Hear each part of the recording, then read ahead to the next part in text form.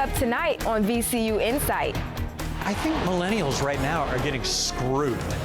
Strong words from Libertarian presidential candidate Gary Johnson in Richmond hoping to nail down the millennial vote. Those voters are also in the crosshairs of a VCU college course, encouraging young people to exercise their right to vote and make a difference. I'm Tony Tucker. VCU basketball is back. Find out why you should be excited about this upcoming season. All this and more. VCU Insight starts right now.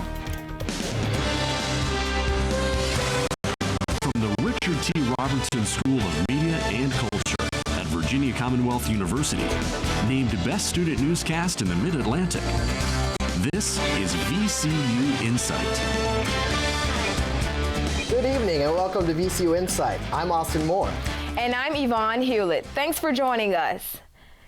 Topping the news tonight, the 2016 election season is coming down to the wire. The big day has one college class hitting the streets. VCU Votes is a nonpartisan group helping to get out the millennial vote November 8th. While students move to and from class, one special group hands out flyers hoping to draw in more millennial voters this election season.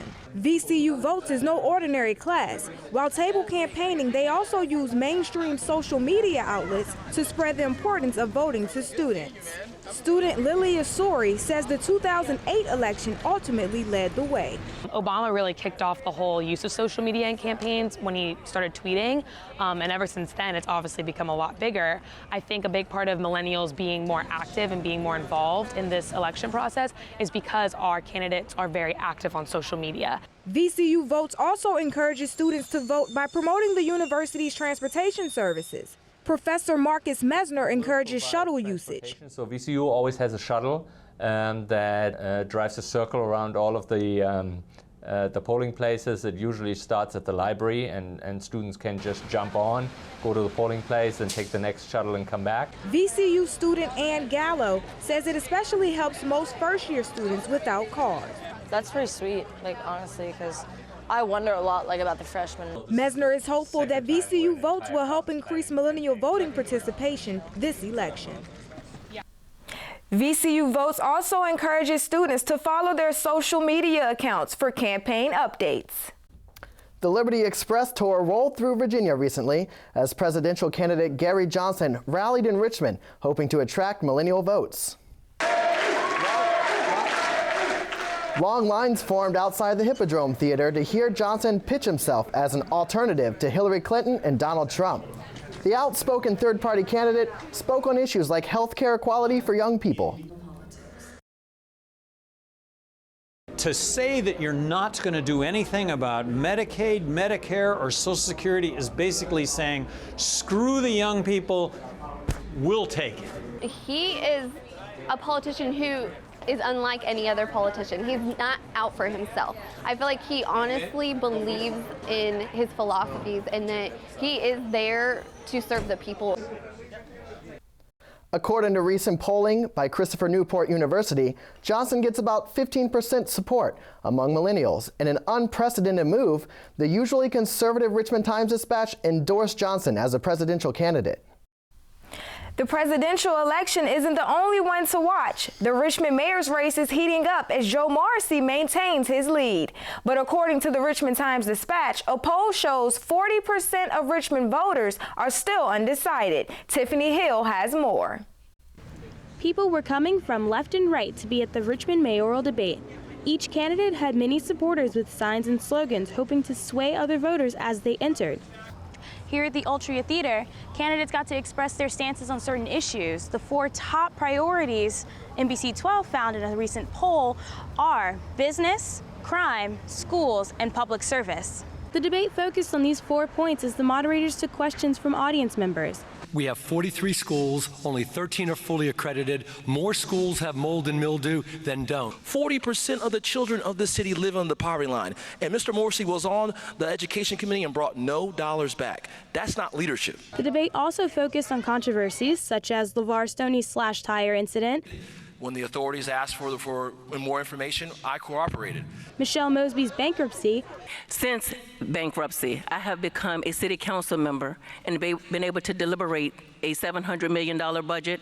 And since bankruptcy, I have become the president of council. And Joe Morrissey's past scandal with his relationship with his now wife, Myrna Morrissey. With regard to Myrna, she is my wife. We have 2 beautiful, healthy children, and we're very, very happy. After the debate, the candidates all said they felt very confident. When asked how it went, all candidates responded. I think the debate went very well. I think it went great. I thought it was wonderful. It was a lot of fun. I'm hoping that people got an opportunity to see leadership. For VCU Insight, I'm Tiffany Hill. According to the Richmond Times-Dispatch, Joe Morrissey is still in the lead despite his most recent alleged sex scandal involving a former client. Henrico voters have a $420 million decision to make on November 8th. On Election Day, Henrico voters will say yes or no to 5 separate sets of county improvements. These improvements include renovations to the Fairfield Library and several schools, including J.R. Tucker High, getting $55 million in upgrades. Over the past few weeks, the county has been mailing out info pamphlets and sample ballots to inform voters on the proposed renovations. If you live in Henrico and want to learn more, visit the county website at henrico.us/bonds. It looks like the Grinch may steal Christmas for some Richmond Martin's employees.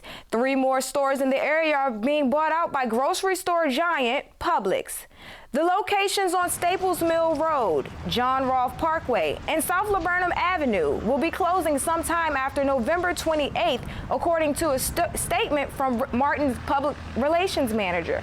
Employees at these stores will be laid off and allowed to reapply at Publix. The Southeast-based grocery store chain will be adding the Richmond stores to their 1,129 locations. In a recent grocery store trade publication, all 19 Martins in the Richmond area will be closing within the next year. $1.2 trillion. That's how much student debt is owed among American college graduates. It's a hot topic among voting. Millennials, redandblack.com says 43 million former students will be paying off loans for a minimum of 10 years. So what's being done to help students lessen this massive debt? VCU Insights' Kate Conway has one possible answer. In 2016, the average student graduated with $37,000 of debt, according to Student Loan Hero. And with Commonwealth Times reporting VCU's largest freshman class this year, the debt is expected to increase. VCU freshman Joy Ma is on scholarship to help lessen her student debt. I applied to a program called the Guaranteed Admissions Medicine Program, and a lot of their students, if they get in, are granted presidential scholarships. VCU's Do the Math program encourages freshmen to graduate in 4 years to save time and money. We've talked to students about is to graduate in 4 years unless their program goes a little bit beyond that. I'm trying to scribe or do something that's related to my major but also can make me some money so I can start paying that off. I'm definitely going to have to take out student loans for med school. During the 2016 election, Hillary Clinton has proposed a plan to help refinance student debt. By the year 2021, she hopes to make public colleges free for students and families who qualify. A 7 to 9% interest rate when we haven't had interest rates that high in years. It makes absolutely no sense. So we need to refinance it. We need to strip as much of the interest payments out that we possibly can. With Hillary's plan, the average American will save about $5,000, and after 20 years, any remaining balance will be forgiven. Kate Conway for VCU Insight. Clinton also says her plan will crack down on predatory for-profit schools, lenders, and bill collectors. Stay with VCU's Insight as we keep you updated on this multi-trillion-dollar national tragedy. Richmond Mayor Dwight Jones, VCU, and the Monroe Park Conservancy have reached their fundraising goal of $3 million to give VCU's front yard, Monroe Park, a much-needed facelift. Renovations on Richmond's oldest park are set to begin next month. The park will become completely sustainable with energy-efficient LED lighting, native plants, and water mitigation. Monroe Park will close in November, so upgrades to the underground sewer, gas, water, and electrical systems can begin. Construction is expected to take 12 to 18 months. An update to a story we told you about in our last show. 6 local men have been arrested and charged with second-degree murder after the fatal shooting of 22-year-old Duval Turner and 24-year-old Mark Starks at the Chesden Landing subdivision over Labor Day weekend. According to Chesterfield Police, the 6 suspects are gang members. You may recall the social media-inspired party was held at the unfinished mansion at Chesden Landing, attracting over 300 people from 3 states.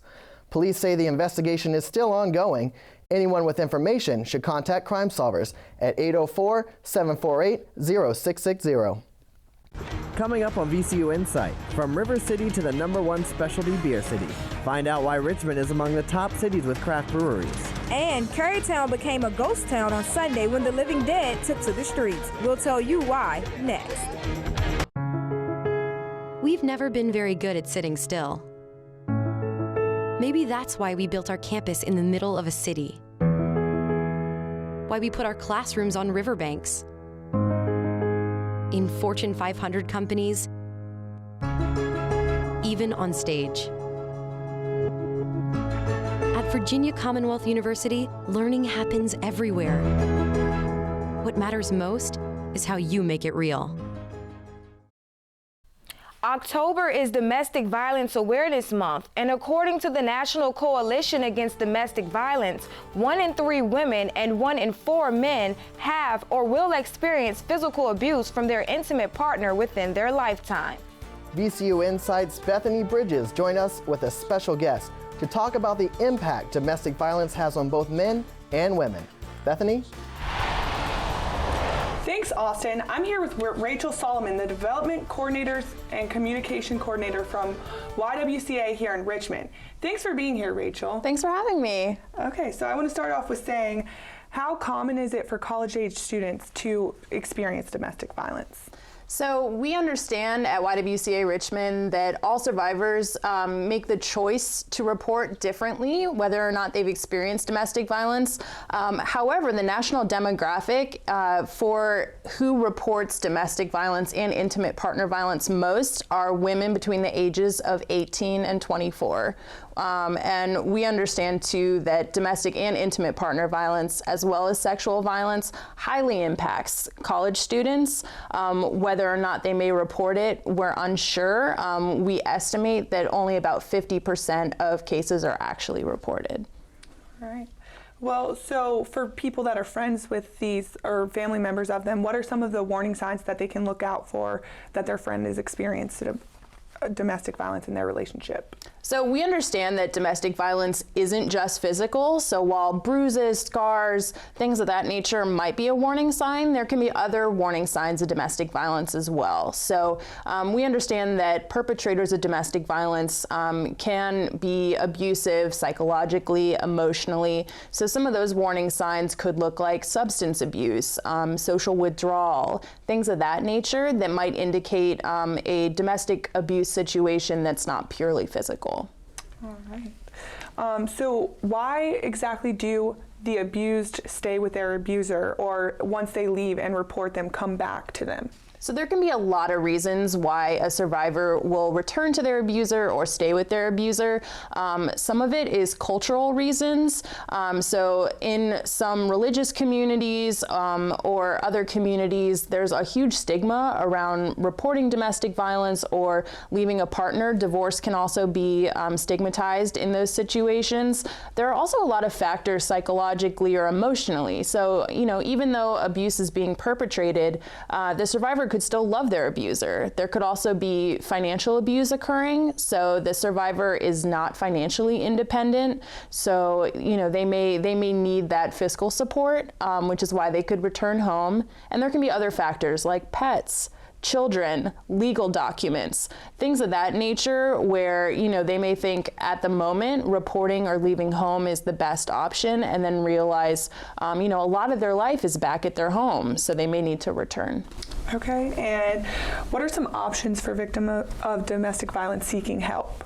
So there are a lot of options in Richmond and a lot of people that want to help, and YWCA Richmond offers free crisis and ongoing services to survivors. We're a nonprofit agency funded by the community, so we're able to provide everything from hospital accompaniment if somebody is in the emergency room experiencing domestic violence, all the way to counseling and case management. Okay, well, thank you so much for being here with us, and back to you guys in the studio. A shocking mystery at an apartment complex near VCU's campus. According to Richmond police, 2 VCU students fell to their deaths at the towers on Franklin.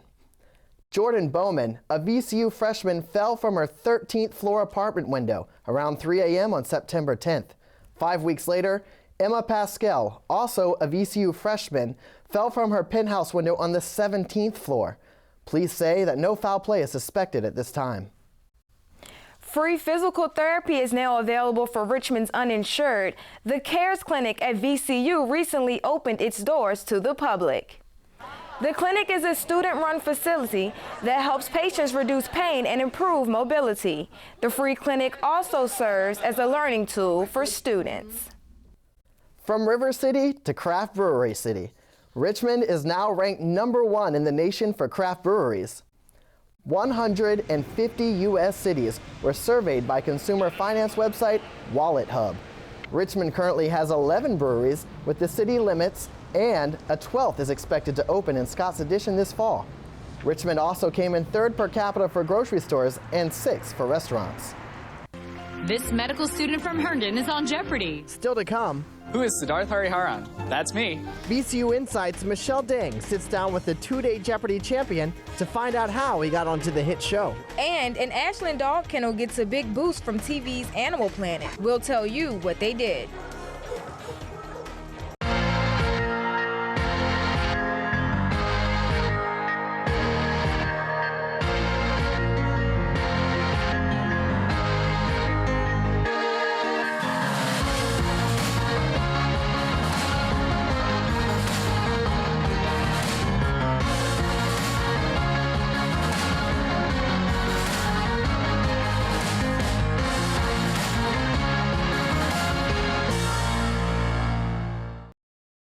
How can you make $30,000 in one day?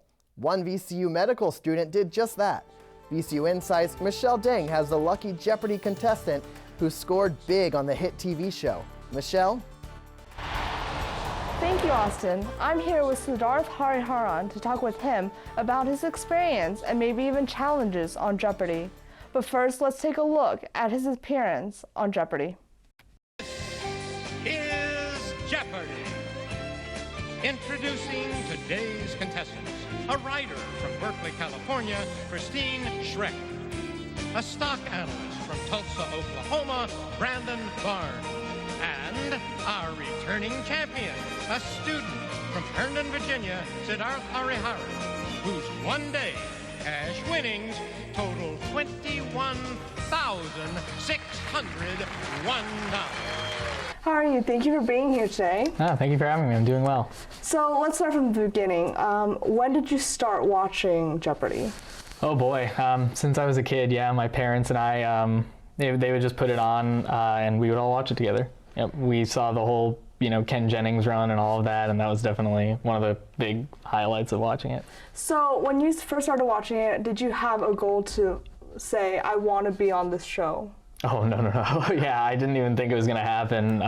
You just kind of take the online test and hope for the best, but I really wasn't expecting to get on it. So what exactly is the audition process throughout? Was it really stressful compared to shooting the actual show? No, it was pretty low-key, I would say. You go on Jeopardy.com and you just take an online test, and then depending on how you do that, they call you for auditions at like a nearby city. So I went to DC for mine, and after that, you just kind of practice with the buzzer and talk to the casting people a little about it, and then they just call you and then you can go to LA and tape the show.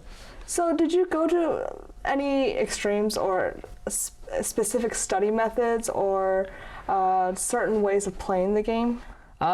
Certain ways of playing the game, definitely. I studied a lot of wagering and how to, kind of get a good rhythm with the buzzer, because I would say that strategy and that wagering stuff is a very important part of the game.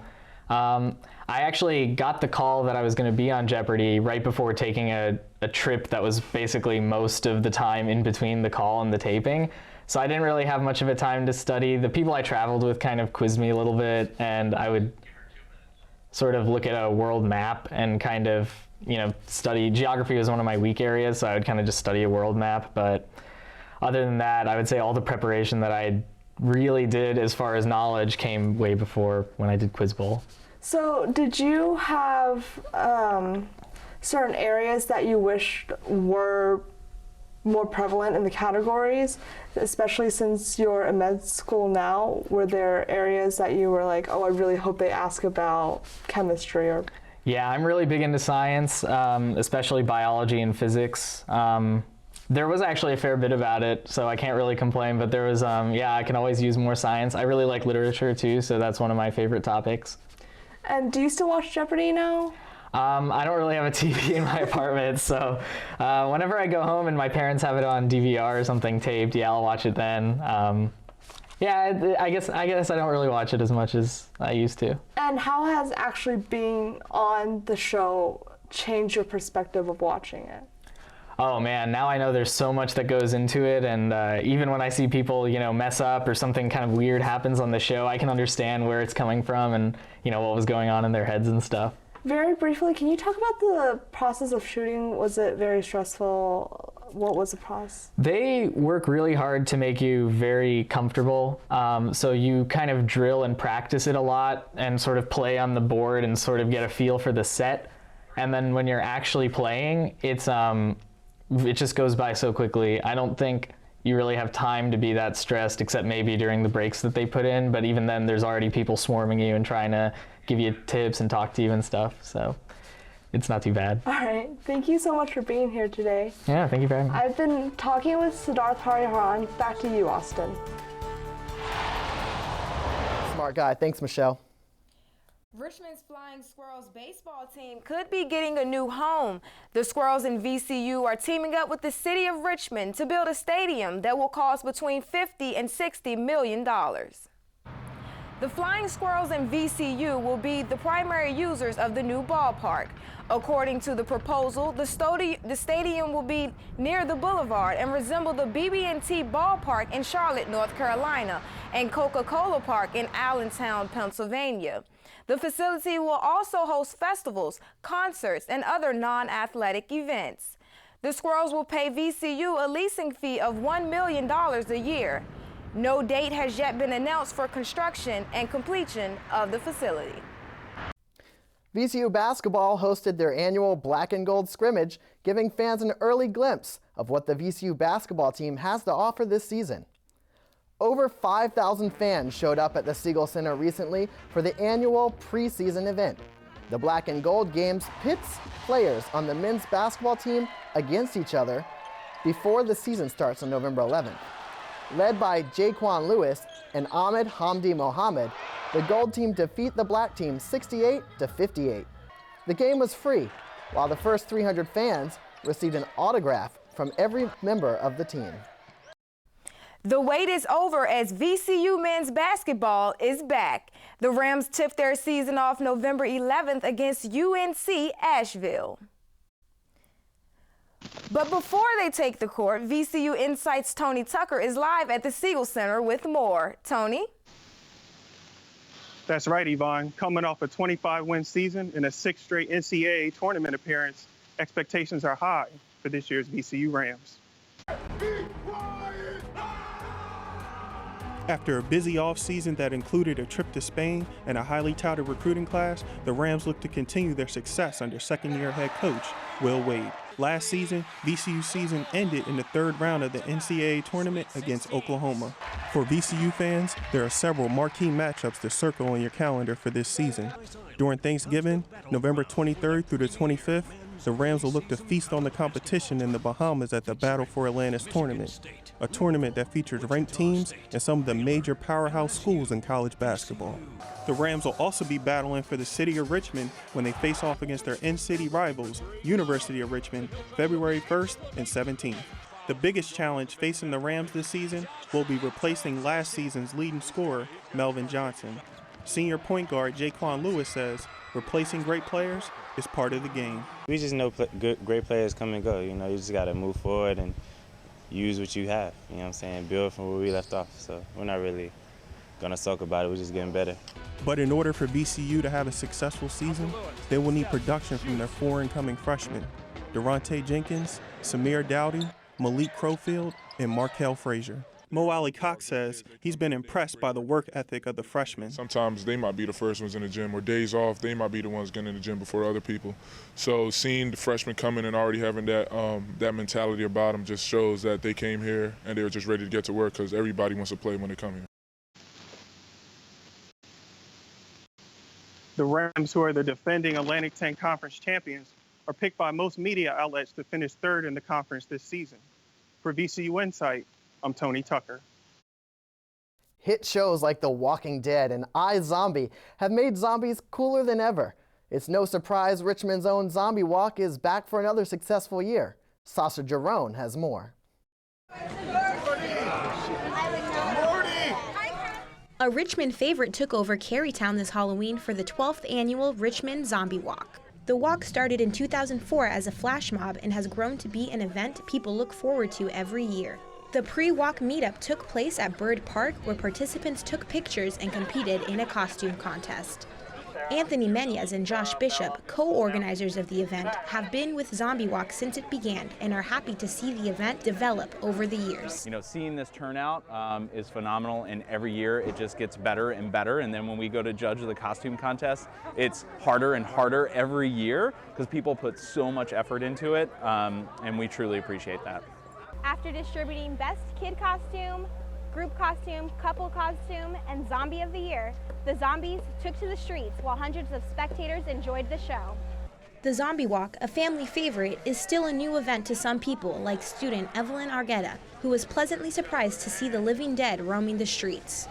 This was my first time and I had a great time. The best part for the new onlooker? Watching all their costumes and watching them dance and do foolish things, and it was great. For VCU Insight, I'm Sasha Jerome. The walk also served as a fundraiser benefiting the Richmond chapter of the American Cancer Society, being their most successful year yet. A local tattoo artist hits the big time on the Spike TV show, Ink Masters.